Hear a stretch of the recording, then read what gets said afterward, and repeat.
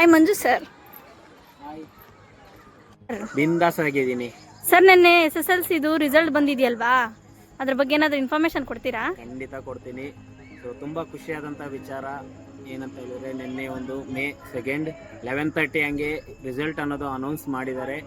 ತುಂಬ ಜನ ಒಳ್ಳೆ ಪರ್ಫಾರ್ಮೆನ್ಸ್ ಮಾಡಿದ್ದಾರೆ ಸ್ಟೂಡೆಂಟ್ಸು, ಹಾಗೇನೆ ಸ್ವಲ್ಪ ಜನ ಪೂರ್ ಪರ್ಫಾರ್ಮೆನ್ಸ್ ಕೂಡ ಮಾಡಿದ್ದಾರೆ.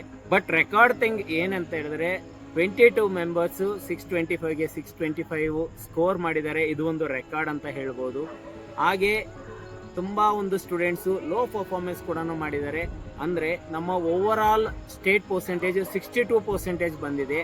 ಬಟ್ ಇದು ತುಂಬ ಕಡಿಮೆ ಪರ್ಸೆಂಟೇಜ್. ಯಾಕಂತ ಹೇಳಿದ್ರೆ 100 ಜನಕ್ಕೆ 62 ಜನ ಪಾಸ್ ಆದರೆ ಇನ್ನು 38 ಜನರ ಪರಿಸ್ಥಿತಿ ಹೆಂಗಿರುತ್ತೆ?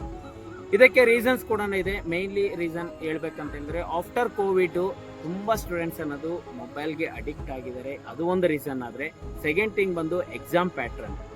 ನೀವು ಕೇಳ್ಬೋದು, ಎಕ್ಸಾಮ್ ಪ್ಯಾಟ್ರನ್ ತುಂಬ ಚೆನ್ನಾಗಿದೆ ಅಲ್ವಾ ಸರ್, ಎಲ್ಲರಿಗೂ ಉಪಯೋಗ ಆಗುತ್ತೆ ಅಂತ. ಹೌದು, 100% ಉಪಯೋಗ ಆಗುತ್ತೆ, ಚೆನ್ನಾಗಿದೆ. ಆದರೆ ಇದನ್ನು ಮಿಸ್ಯೂಸ್ ಮಾಡಿಕೊಳ್ಳುವಂಥ ಸ್ಟೂಡೆಂಟ್ಸ್ ಕೂಡ ತುಂಬ ಜನ ಇದ್ದಾರೆ. ಯಾವ ರೀತಿ ಅಂತ ಹೇಳಿದ್ರೆ, ಅವ್ರು ಸೀರಿಯಸ್ನೆಸ್ ತಗೊಳ್ಳೋದಿಲ್ಲ ಎಕ್ಸಾಮ್ ಅಂತ ಹೇಳಿದ ತಕ್ಷಣ.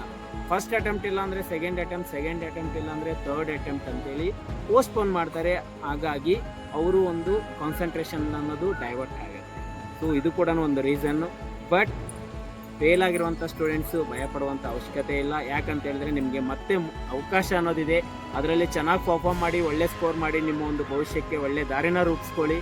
ಆ್ಯಂಡ್ ಮೇನ್ಲಿ ಎಲ್ಲ ಒಂದು ಸ್ಟೂಡೆಂಟ್ಸ್ಗೂ ಯಾರಾದರೆ ಬೆಟರ್ ಪರ್ಫಾರ್ಮ್ ಮಾಡಿದಾರಲ್ವ, ಎಲ್ಲರಿಗೂ ಕೂಡ ಆಲ್ ದಿ ಬೆಸ್ಟ್ ಹೇಳ್ತಾ thank you so much. Thank you so much Manju sir, ತುಂಬ ಒಳ್ಳೆ ಇನ್ಫಾರ್ಮೇಷನ್ ಕೊಟ್ಟಿದ್ದೀರಾ. Thank you sir. Thank you. Thank you. Bye sir.